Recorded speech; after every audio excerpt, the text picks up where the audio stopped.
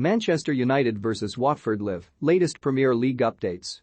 Manchester United welcome Watford to Old Trafford this afternoon as the home team look to keep up momentum in the top four race.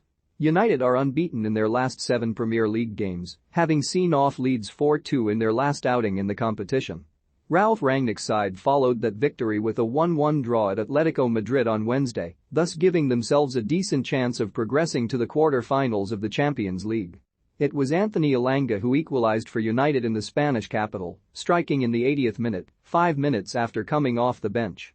The Red Devils entered this game week in 4th place in the top flight, though Arsenal are just 1 point behind in 5th and have 2 games in hand.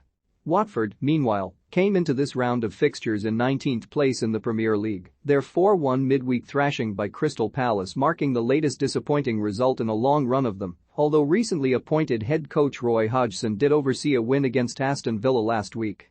Hornets fans will hope for an upset win against United here to increase the chances of an unlikely escape from the relegation zone as the season edges towards its conclusion. Follow live updates from Manchester United vs Watford below. After the conclusion of Leeds vs Spurs, 66 mins, Luke Ayling brings the ball into the Tottenham box from the right side and cuts it back to Rodrigo. He squares the ball across to Mattis Klich, who gets a nudge in the back from Dejan Kulusevski just as he shoots, and his effort loops up gently for Hugo Lloris to claim. Leeds complain about the push and want a penalty, or at least a free kick on the edge of the box, but nothing comes from their appeals. 63 mins, close. Tottenham have really stepped it up again.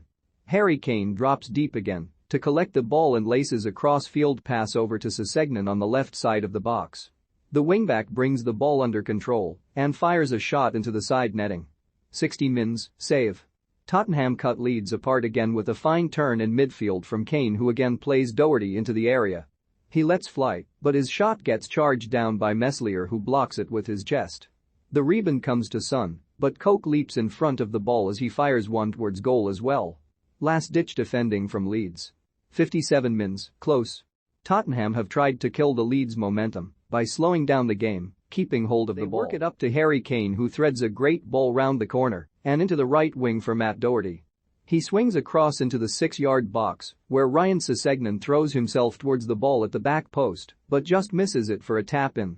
54 mins, there's a bit of frustration beginning to show from the Leeds players when they aren't in possession. They're trying to recover the ball quickly, but are being too intense in their challenges. Mattis Klich goes in the book for a late tackle, and Junior Firpo is shown a yellow card for booting the ball away in anger. 51 mins, Leeds have picked up where they left off in the first half by driving the ball at the Tottenham penalty area.